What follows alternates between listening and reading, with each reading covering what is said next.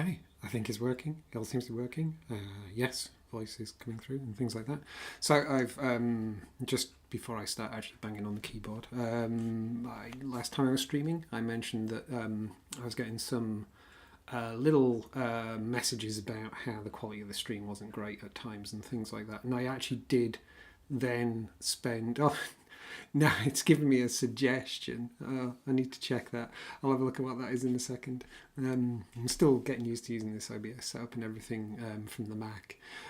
So I checked the bitrate and everything that I've been using and copied it across from my VR streaming setup and everything. And yeah, so far it's looking very good.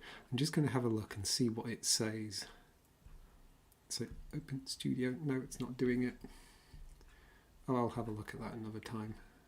Hang on a second. Let me see if I can just... Oh, hang on. I know where it's gone.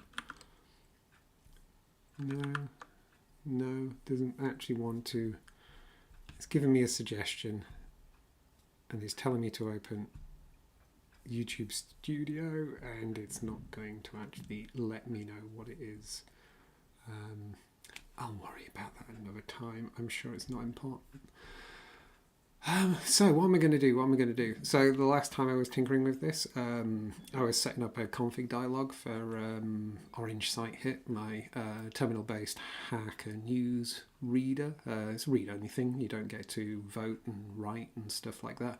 I don't think I'm ever going to make it do that, just because there is no actual Hacker News API for doing that. And to the best of my knowledge, every client that does let you do that basically does some really weird web scraping under the hood and things like that. I don't want to be getting into doing that.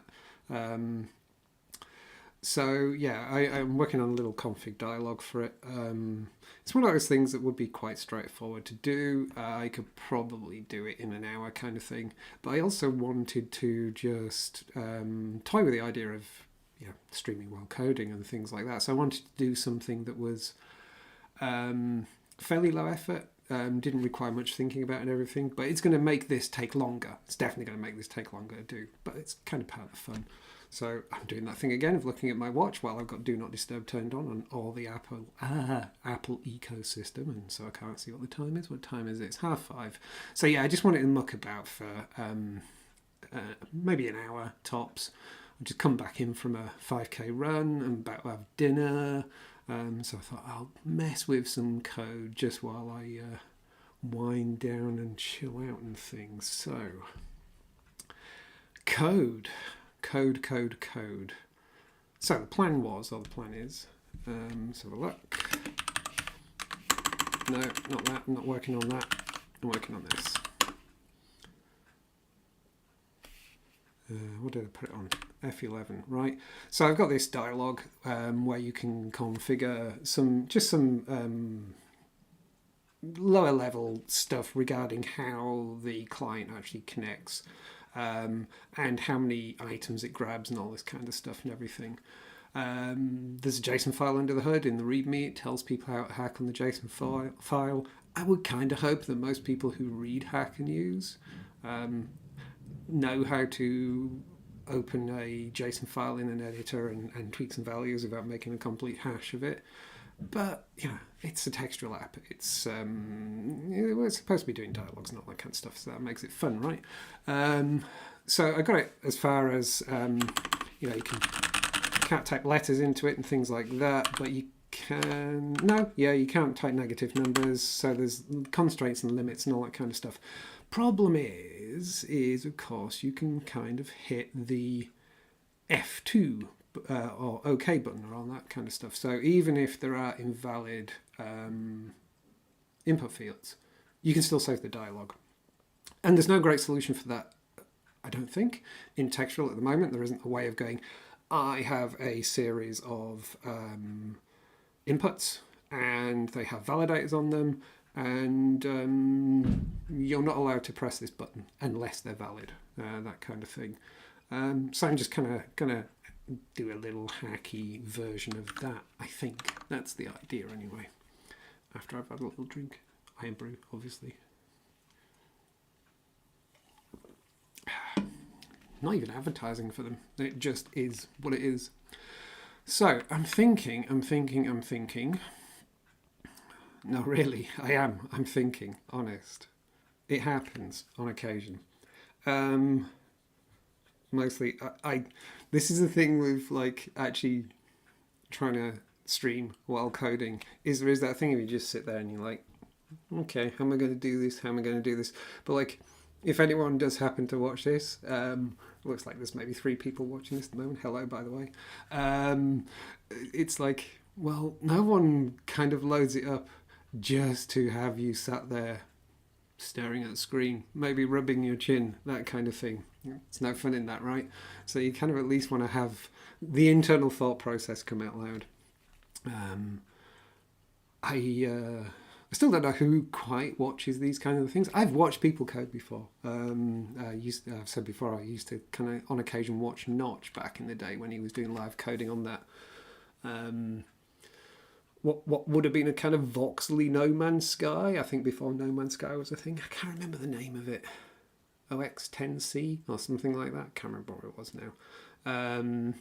Before the dude went off the rails anyway. And I didn't always watch, but sometimes I'd have it off to the side and listen to him waffle on and things like that. So anyway, let's just start prototyping a thing and coming up with a thing. So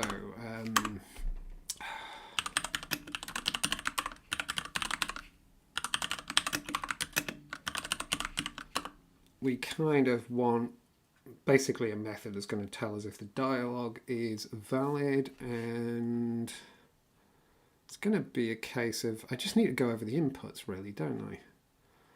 So help I got spell. Input's a really bad choice because inputs are built in, and I hate shadowing built-ins.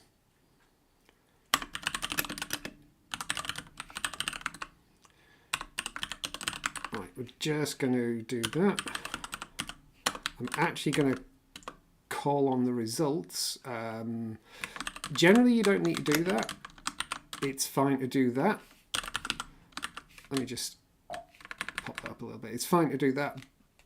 Pyrite's okay with that. My Pi, I seem to remember, gets a little bit upset about the fact... Oh, no, actually, is it... No, it's not My Pi. I think it is... Pylon, actually, gets really upset about apparently iterating over a textual query for reasons. Should look into that one day. So I tend to do that. It's sort of unnecessary, but it'll do the job. So we will go... I can always so I can kind of shortcut this really, can't I? If not field. I think it's that, isn't it? Oh God, can't type. So I'm thinking that should be good enough. Let's make it a property.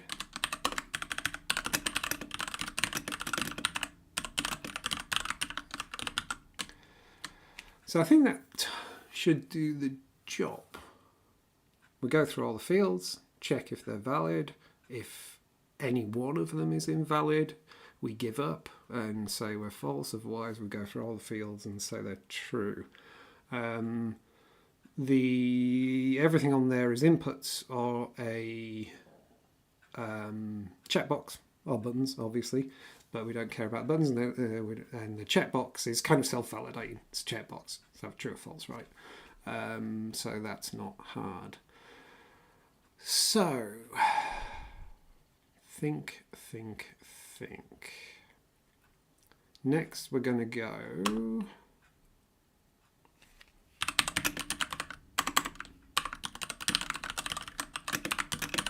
Oh, God.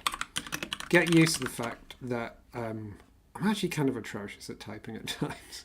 And I'm sure everyone goes through this. My typing ability is inversely proportional to like whether there's someone watching. And even over the internet, if someone's watching, it's still going to get bad. That's my excuse. I'm sticking to it. Shut up. Right. So I'm going to... What am I going to do?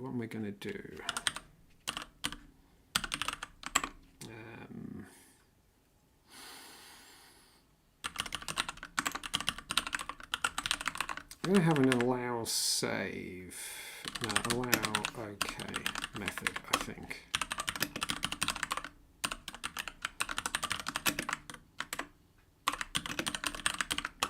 And that will be, what did I call it? OK.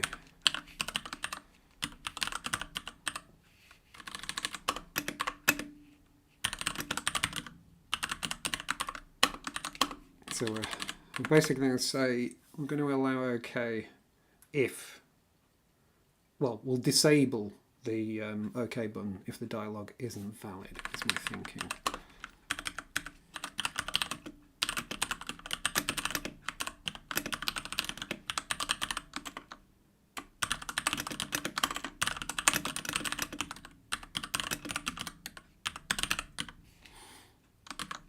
I wish I could spell. I wish I could spell.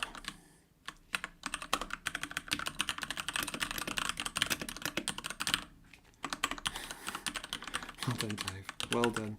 Right, so on startup, we're good.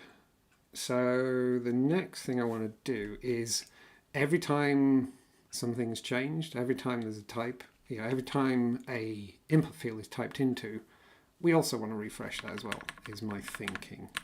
Hopefully this works. So we're going to put changed. So we can call it from there, but we're also going to say, I already do, yeah. What do we think? What do we think? What's the chances of that working first time? What's the chances of that working first time? Oh, it's grayed out. That's good. Nice, nice, nice. Yeah. Now, of course, I've got the problem of I can still hit F2 because that's a binding, and you can't say, no, certainly at the moment anyway, you can't tie a binding into a condition of some description to say it only runs if this condition is true, if this condition is false, that kind of thing, but that's okay. Do forgive the sound of drinking if that's disturbing for someone. I do apologise, but I do get quite dry if I'm talking a lot. So the next thing we want to do, what was I going to do, is action save. We're just basically going to go if dialog valid. Ah. Oh, it was there. Yeah, I think I'm ready for my dinner. Right, so it's just going to be a case of that. So you can spam the F2 key and nothing's actually going to happen, is the thinking there. I think that's kind of it, actually. That's straightforward. I like that, I like that. I think what I'm going to do though is, just for the sake of tidiness, I'm going to put that up there. Makes a little bit more sense for that being up there. Yeah, that works. What we should do is just also check a thing.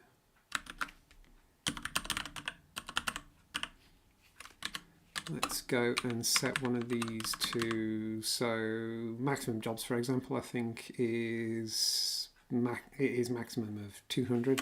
So if I set that to 500 and just run it up, it's already invalid and that's already grayed out. Cool. Yeah, that works. My God, it's almost like a real framework, isn't it? I should fix that now, shouldn't I? You. Okay. I think that's it, actually.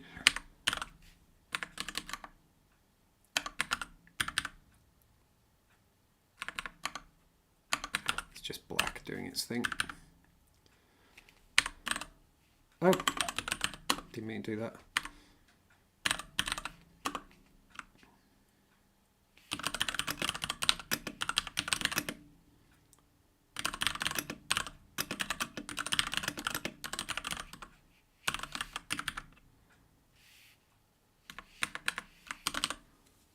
Okay, that makes that easier. That makes that easier.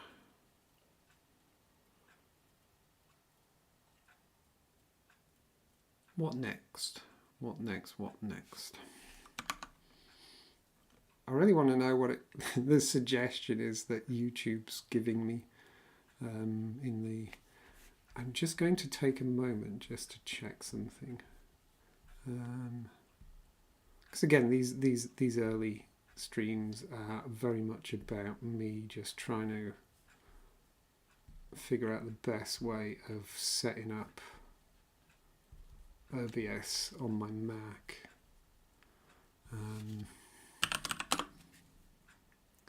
I will be back in a second.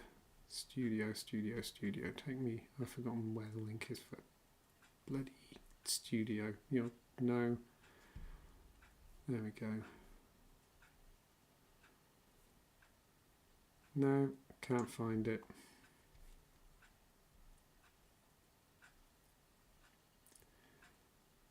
Can't find it.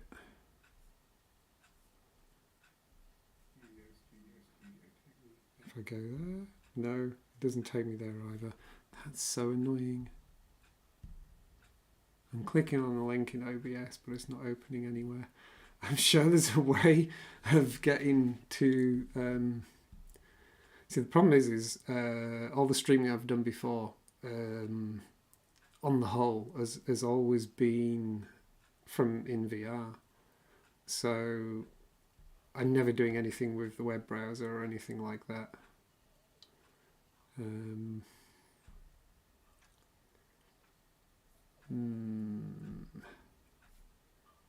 Okay, that's in Studio. Dashboard. Is it in the dashboard? I can get the analytics. I can see how many people are viewing. I can't see who's viewing, by the way. Don't worry about that. No. Okay. I have to stop obsessing about this now. I'm sure there's a way of doing it. Yeah, there is a... yeah, I can share, I can do all that kind of stuff, but I can't figure out how to get to the streaming studio thing. There's a go live option there. I don't want to go live. I'm already live. Oh, okay, not going to worry about it. I believe the bitrate is fine. That's what matters.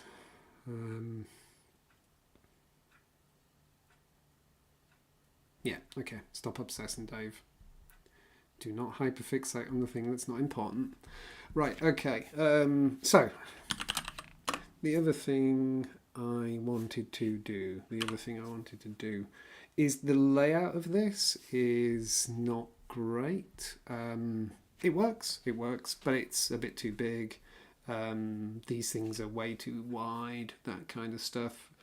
I don't need that many characters for an input that is only going to have, you know, a number up to 3 characters in length most of the time.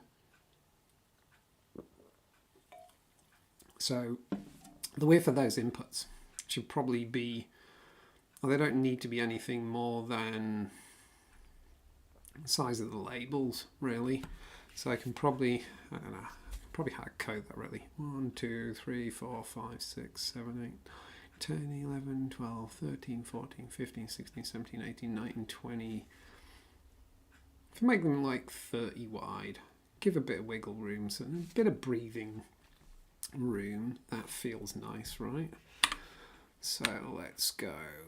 I haven't configured input yet. I may turn these label input pairs into a little widget in their own right yet. We'll see.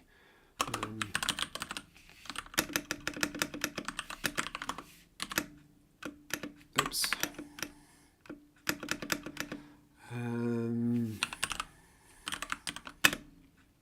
said 30, didn't I?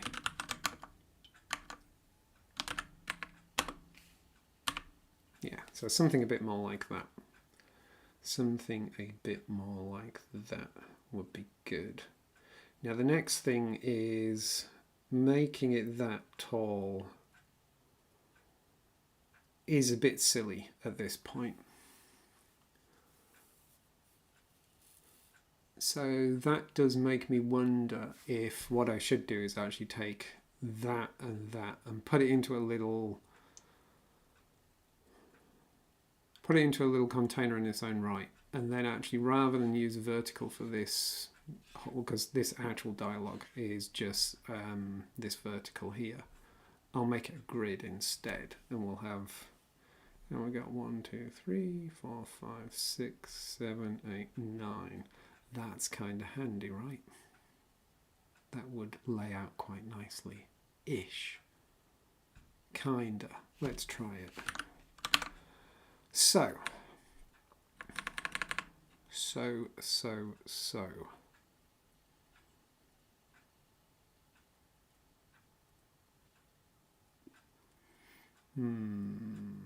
Do I really want to make it widget in its own right? It's probably not that necessary. What I will do though is just tinker with this. Go with grid instead. Make it grid. I'm going to mess with these. What is it? I always forget. I don't use grids that often. Is it grid size? I could look in the docs. But who does that, right? I should just go on Discord and ask. I made that joke last time. I'm sure I'm just always going to do that now. Me? Cynical? Really? Right, let's just go with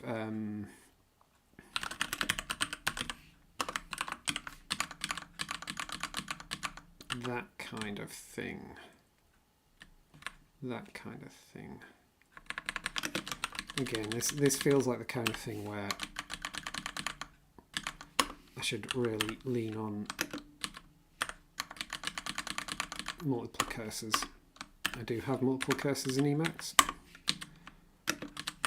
and I do use it for quite a lot of things. Oops, no, go back. Get back out there, there we go. Oh, for goodness sake.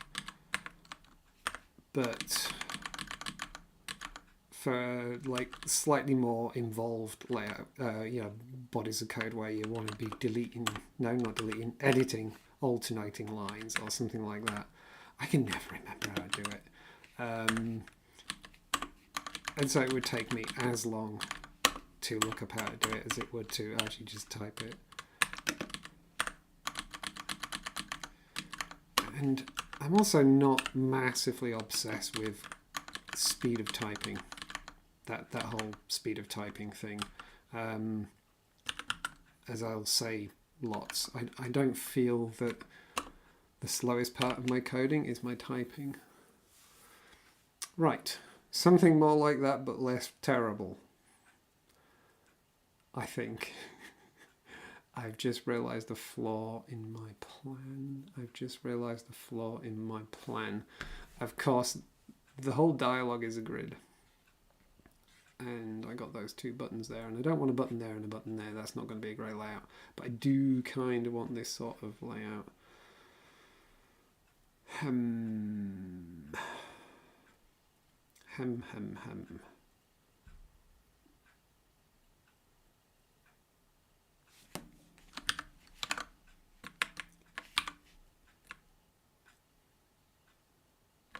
Just say, this is where it may get hairy and may highlight. Okay, that's not terrible actually. But what I'm going to do now is I'm going to say the inputs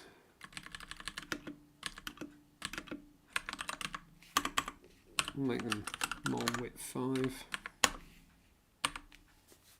Oh, that worked well, didn't it? Ugh. Oh, I know what the problem is. So, yeah, I this is actually starting to get into one of those tricky areas. and it was one of the reasons why we started working on a dialogue widget. There is a PR kicking around for it, but it's sort of backburnered because there still needs to be a change or two to textual CSS to handle the kind of auto thing. I can't remember, I was on about this, Friday, when I last did a bit of tinkering on this. There is this problem of, I can't remember what it is. It's something to do with, you naturally want to auto something, but you want a 100% a thing, and I can't remember the exact layout off the top of my head now. And it's an area that we kind of needs tidying up. And so this, trying to do this kind of layout isn't the best experience it could be. Is not the best experience it could be. It doesn't help that I'm trying to go from a layout that I already had to a slightly different layout. Also doesn't help that I'm sticking these buttons in here. So I actually still want a vertical.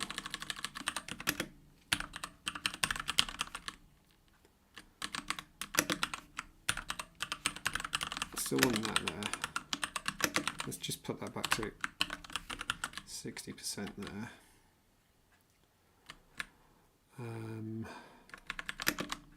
That horizontal should be in there anyway.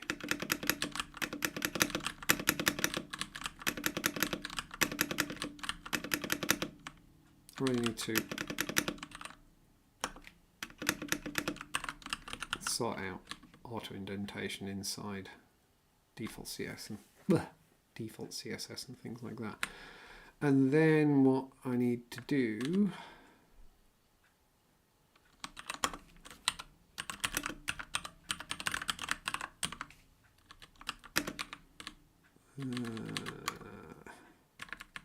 yeah.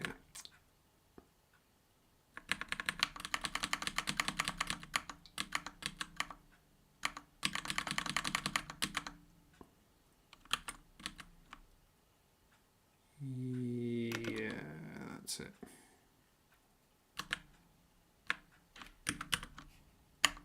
Oh, that didn't go well. Let's just do it like that. There we go. Right, let's try that.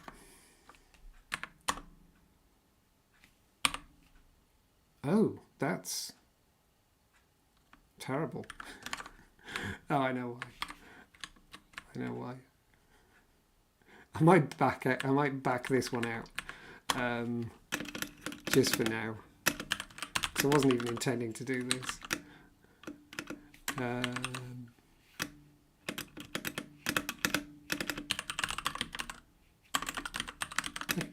can type.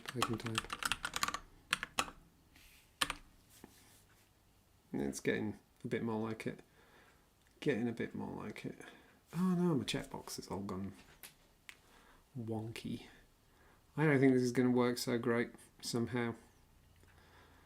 I think I'm not helping myself here by actually trying to retrofit.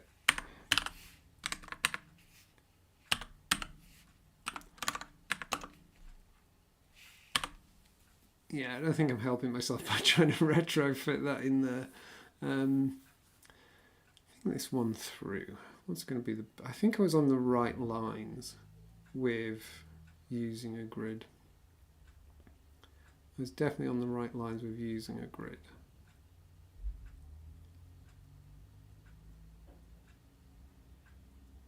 Also, I didn't really necessarily want them horizontal, did I? Let me just tinker with something else. This is now going to... Hey, Will, get a haircut. No, never. I need all 10 of them still, okay? So, no. I mean, almost looks like... That's what it looked like if I had a haircut. Not great, right? Ow! Who put that desk there? Think. What do I want? I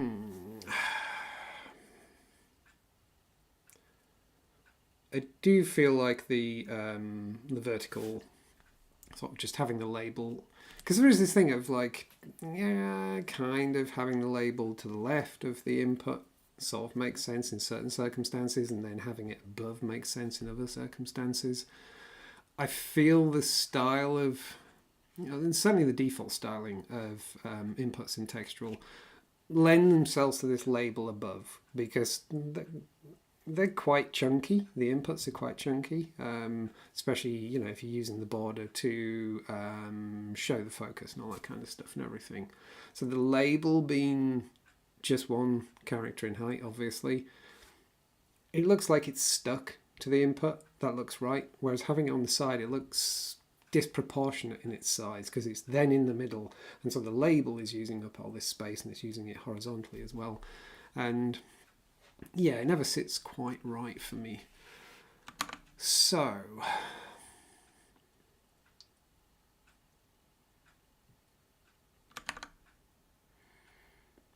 I still think I was on to something with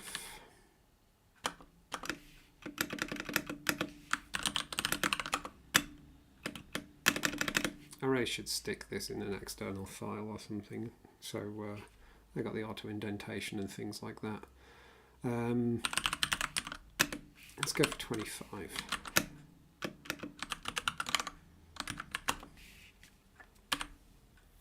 So yeah, something like that. That feels about right. That feels about right.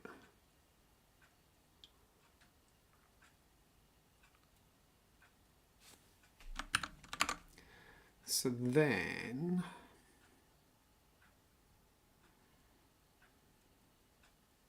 let me think. Again, it's that thing of I'm having to say something. It's like it's like watching a movie adaptation of your favourite book or something like that, and there's all that inner monologue, and then suddenly like how do you transmit that? Just do it like Dune and have like the proper Dune, the real Dune, the original Dune, the Lynch Dune. Just have everyone talk inside their own heads. I like the Villeneuve Dune as well, just to be clear. But I have a soft spot for the Lynch Dune. I'm completely lost my train of thought there. What was I going to do? Right, okay, yes. What I was going to do was, we're going to do a quick experiment. So we're going to go with a grid. All of this CSS is going to need tidying up at some point.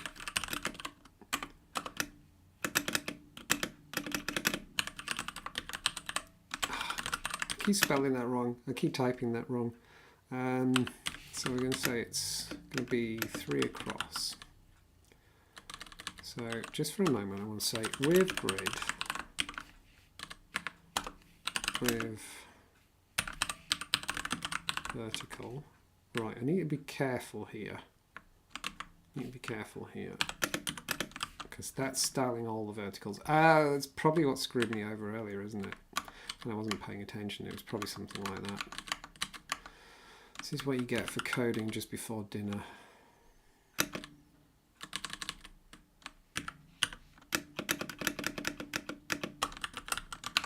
Right, that's only the one row, but let's see what that looks like. That looks like garbage. Did not work at all. What did I do wrong? What the hell did I do wrong?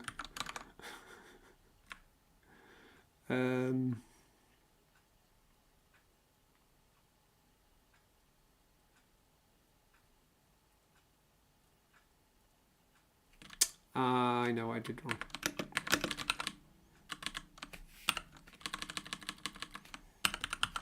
That's what I meant to do. That's more like it. That's more like what I'm after. There we go. That's more like it.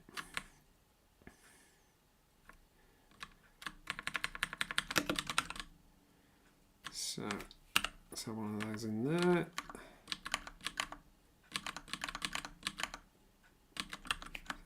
those in there. So one of those in there. What's that? 1, 2, 3, 4, 5, 6. Okay. Starting to line up now. Ish.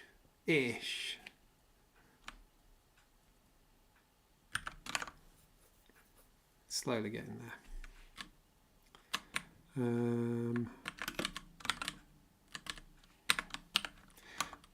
As I work through this and type this out and stuff like that, it's actually, it's becoming really obvious to me.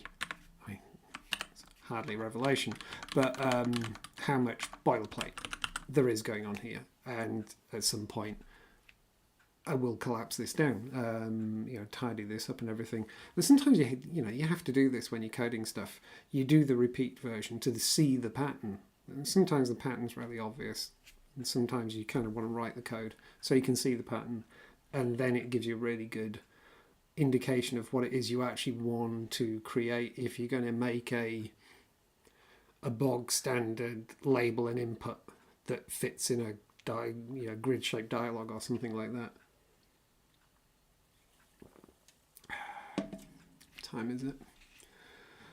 A few more minutes, maybe 10 or 15 minutes, then I'll disappear and put some dinner on.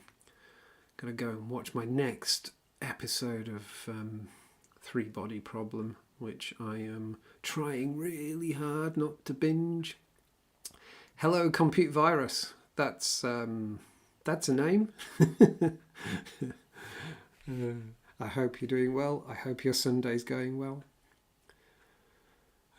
Right, what was I doing? There was thoughts. There was thoughts forming slowly.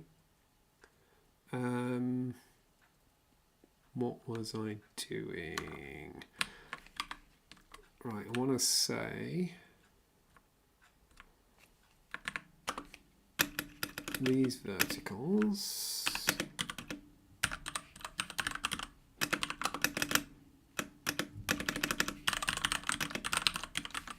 Let's just make sure they're height auto. I can't remember. Okay, that's not the issue. That's not the issue. Let's just stick a border around those and see. Oh. Looking like Newton. Oh, you mean I'm looking like Newton? Oh, well, that's very kind of you. That could have been a lot worse. Funny enough, I actually used to live about 15 minutes drive from Isaac Newton's house, Woolsthorpe Manor, many years ago, and I actually used to help run an astronomical society there.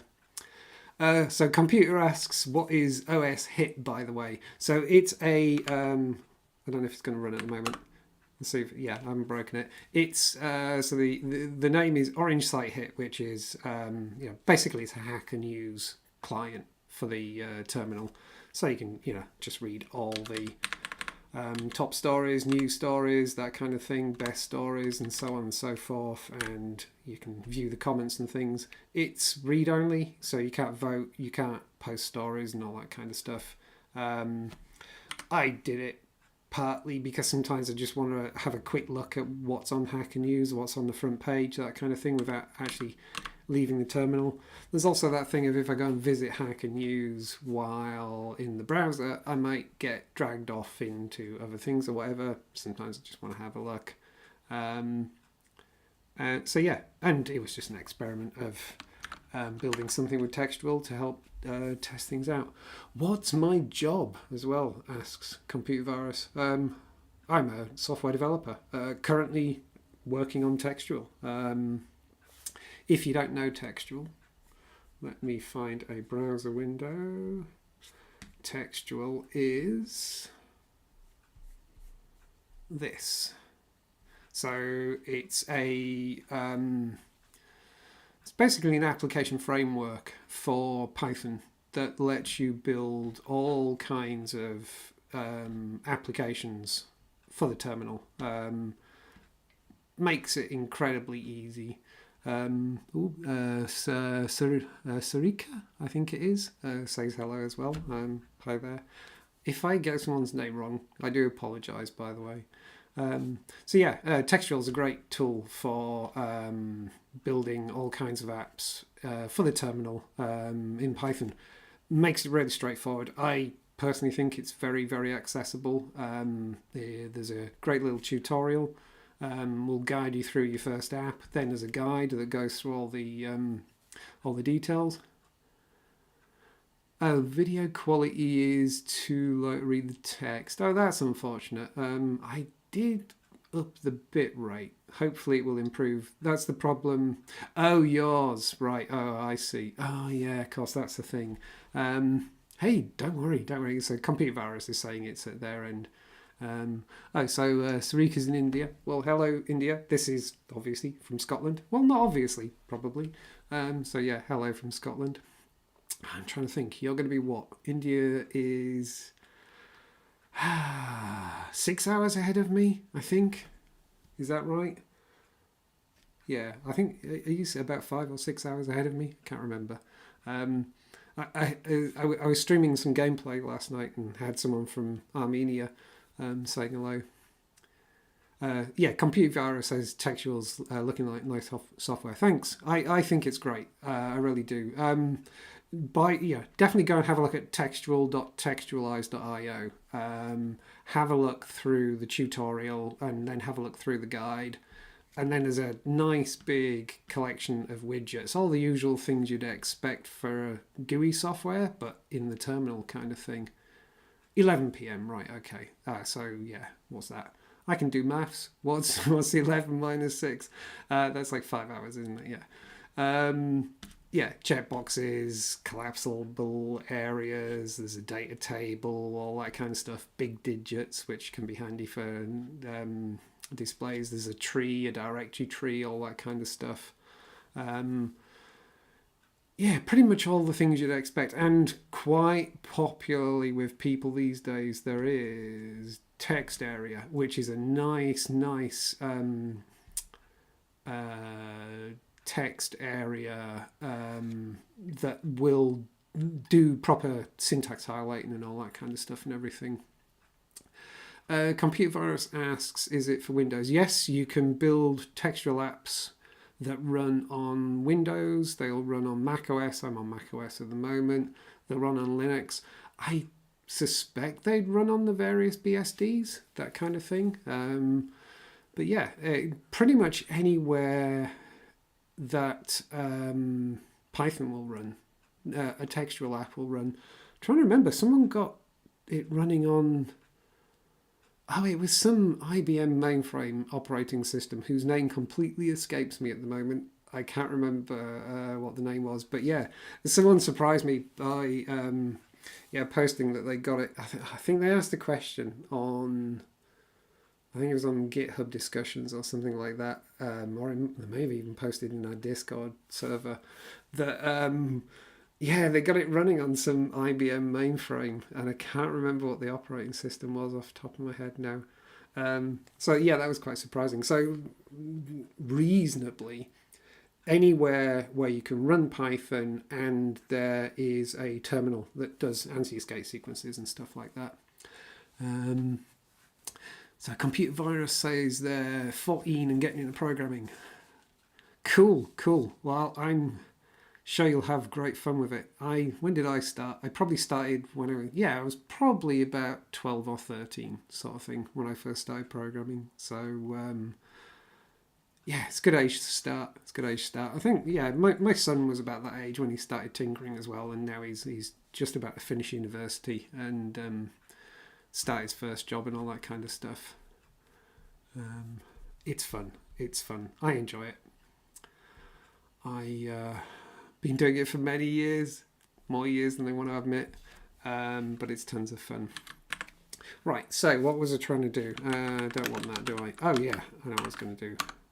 Probably have to cut this short soon because I need to go and get some dinner on. So, just going to see what the size of these things are.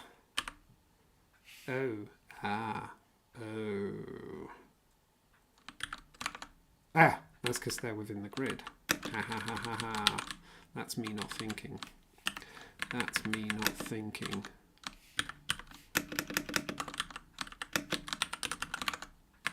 it is a weird distraction trying to code and talk at the same time. Okay, so they're all that size. Right, okay. This is going to need some tidying up still. So I don't need that there. I don't need that there.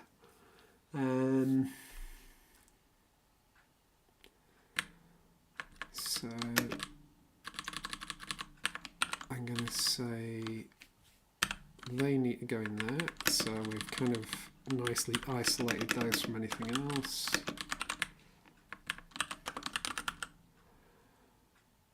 So that vertical, so that's going height auto. There's a thing I'm missing here. There's a thing I am missing here.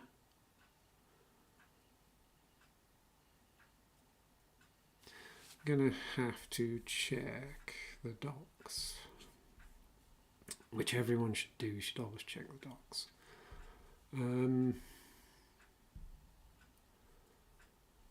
So here's the thing with textual is it's really easy to learn. It's really easy to get into, but there's quite a bit of stuff to it, and you know it's a thing I've done a lot of over the last year and a half or so, and I can't always remember everything. So layout, grid, sizing. I think it's grid rows, isn't it? I want. We'll find out.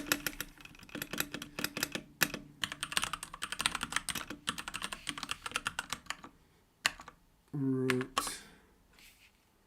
If not, I'll. Hey, there we go. That's more like it. That's what I wanted. So they're all nicely tucked up here now. So the grid is probably too big. I don't know what's taking all this space up. We'll figure that one out in a second. So I think what's going to be taking that space up? Let's just put a border on that grid for a moment.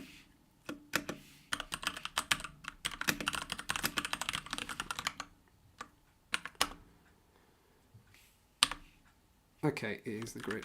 So can I just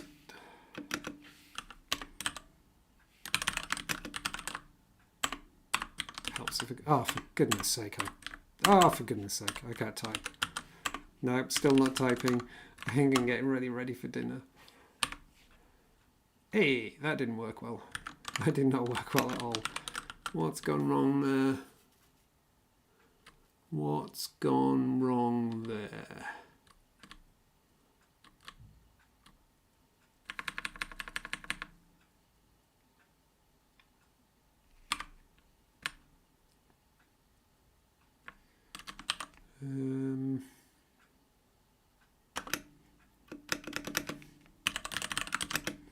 Just going to hard code a height for a moment, just to. Okay. So I kind of want it height auto. It's maybe where I'm running into one of those issues of, yeah, height auto is going too far. But that's fine because I actually know how tall these are, really, don't I? 1, 2, 3, 4, 5, 6, 7, 8, 9, 10, 11, 12. So I could kind of hard code it.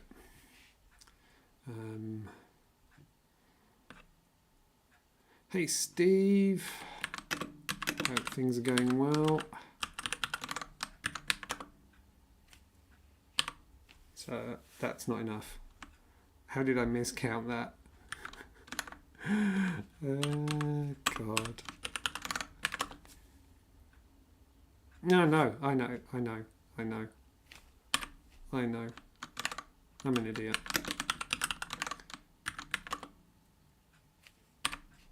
It's because I don't need the border, do I?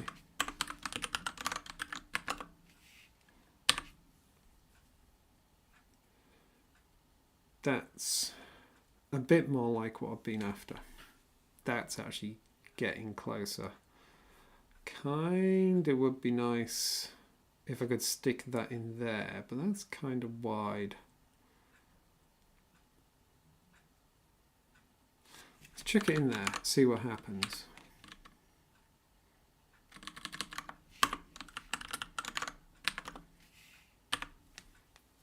yeah, it's just going to get truncated.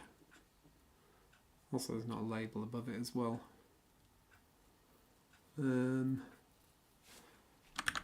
Actually, do you know what I'm tempted to do? It's not going to lay out quite well yet, but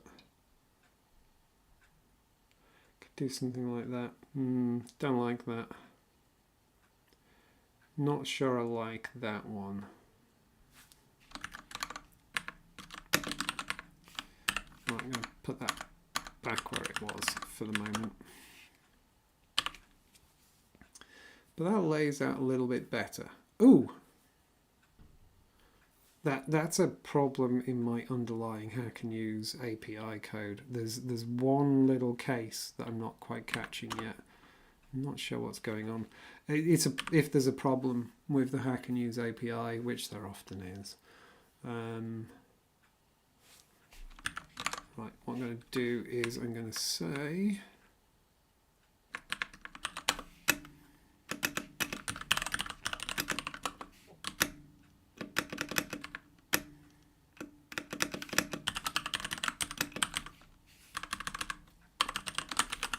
just give it a little bit of breathing room. That didn't work, probably because I misspelled checkbox. No, I didn't. No, it's because the checkbox isn't in the grid. It's kind of the whole point of this, isn't it? There we go. That's more like it. But that one... Yeah, that kind of looks okay. I'll tinker with this some more.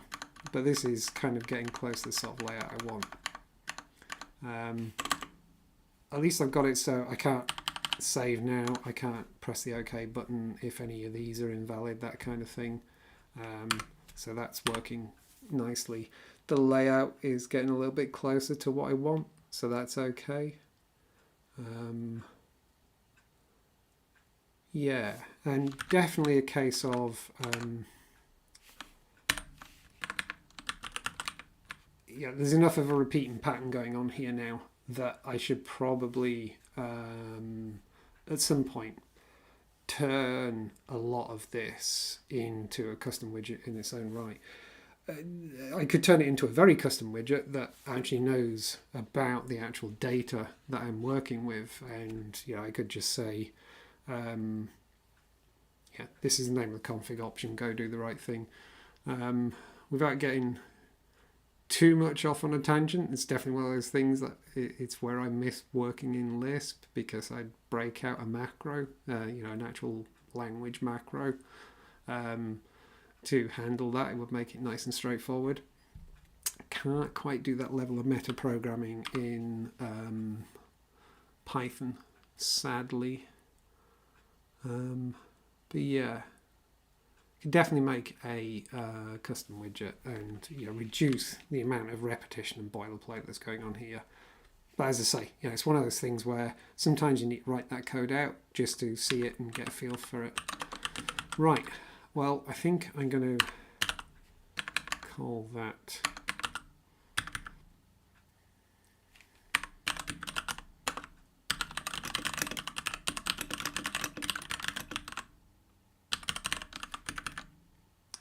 a change. That looks good. It's not perfect. It's not exactly what I want, but it's looking a bit better. And there is still a thing of there is still this issue of if I crunch it up too much, it's going to start getting a bit too cozy. But it's fitting a bit better now, and quite frankly, if you have your dialogue, if you have your terminal that small, you get everything you deserve. That's a legitimate error. That was a problem with the hack and use API for a change.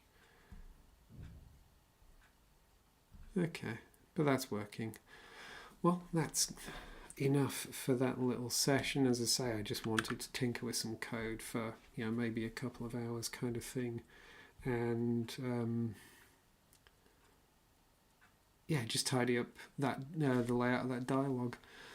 Um, Hopefully the streams kind of looked okay. I am sensitive to the fact that, yeah, maybe people who have slower connections on the other end, being able to see the text and everything could be an issue. If you ask Will, who popped up at the say hello at the start, he'll often tell you that, he would tell you that he's often complained that I have too small a font when I'm coding. As I joked the other time, while my eyesight still works, I want to make the most of it. So, making the most of screen real estate kind of thing. But yeah, I suppose there is a thing of, can I even remember how to do it in Emacs? I don't do it. Oh, yeah, there we go. So I suppose there is the thing of I could up the font size for the code I'm working on.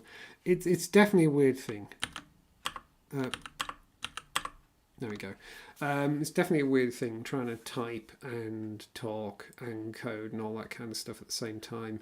It's not a thing I've ever really needed to do before. I've done plenty of streaming, but I stream gaming. Streaming coding is not a thing I've done, but I thought I'd give it a go, see what it's like. And it is weird trying to type and talk and think and be clear about your ideas. And also, if someone's gone to the trouble of giving you a little bit of their attention, they deserve a bit of attention back. So it deserves that I say hello back, I say something back, I have conversations, that I talk aloud about what I'm thinking, which definitely slows you down. It's the thing I'm noticing, is it definitely slows you down. But it's kind of fun in a weird way. It's more fun than I would have expected. There's something nice about low stakes coding, because I would only work on something that's kind of fairly low stakes and straightforward. I wouldn't, if there's something that was really tricky that I was trying to work out, I would probably, I will and have been coding, not streaming. But I can see the benefit in this. It's kind of fun. It's nice to have people drop in and say hello and all that kind of stuff. Anyway, I need to go and bung some stuff in the oven, and I don't even need to tidy up the kitchen because I did that earlier today. How good am I? So yeah, bung some stuff in the oven and kick back on the sofa and fire up Three Body Problem. And then I'll probably be streaming a little bit later tonight, but it won't be this. I'm going to be back grinding away in Death Stranding because I'm still obsessed with my replay of that game at the moment. No doubt I'll finally get it out of my system, probably just in time for Death Stranding 2 being released this year. Just before I go, Steve asks, is Bootstrap good? Bootstrap, that's the web framework thing, isn't it? I think I actually used that a wee bit in my previous job a couple of so years ago. Am I thinking of the right thing? Is it is it Twitter or Facebook?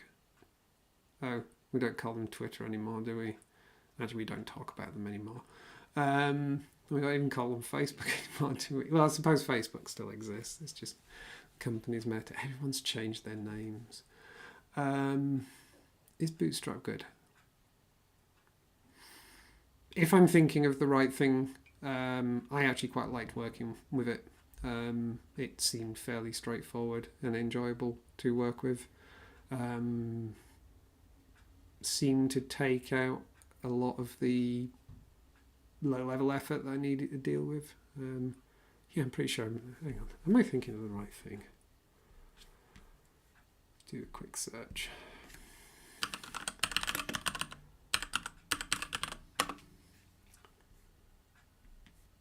Yes, I am thinking of this Bootstrap. Yeah. I use this for a system I built at my previous employer. I found it pretty good to work with. I like the responsive design aspect of it. The thing I was working on, which was a internal website, it was never anything that was revealed to the world. It was a system that was built for a bioinformatics department at the company that I worked at, and so it was never really used for any mobile stuff. It was all desktop browsers that were accessing it. But even then, people had different sizes of screens and all that kind of stuff. So actually, the responsive design side of things was quite nice. I liked that. It's a thing that I think textual maybe sort of still needs. If I go off on a vague tangent before I disappear, if I just go back to there for a second, because there is that thing of you can't easily say below a certain terminal size do this and below a certain terminal size do that. The nearest I ever got was what do I call it? Is this thing that I play with, which is Quizzical, which uses the Trivia DB API backend to do quizzes, and it was this logo. I was doing this little logo, and I generated this so it looks like keycaps, that kind of thing. But there was the problem with it sort of constrained how wide the terminal could be, because like below a certain width, it's going to start looking weird. So I actually coded this so that as it gets narrower and narrower, it just changes. And then, if you go really narrow, it's going to squish down again, I think, if I remember correctly. Yeah, there we go. So if you got really narrow terminal, it sort of squishes down. And then, after a certain size, it goes back to the big logo again. But that was literally done in code. That wasn't done with textual CSS. It was just the case of on a resize. On a resize event. I think I did the logo as a widget, and it's got on resize, and below a certain size, it just uses a different renderable and all that kind of stuff. It would be nice if there was a way of doing that kind of responsive, these styles apply if the terminal is at least this wide, that kind of thing. It would be kind of nice if you could do that in textual CSS, but that's not really a thing that's in there yet. Right, I'm definitely going to go because my tummy's starting to rumble, and I'm really, really hoping it's not being picked up by the microphone. So just 1 second. There we go. So yeah, I'm going to disappear.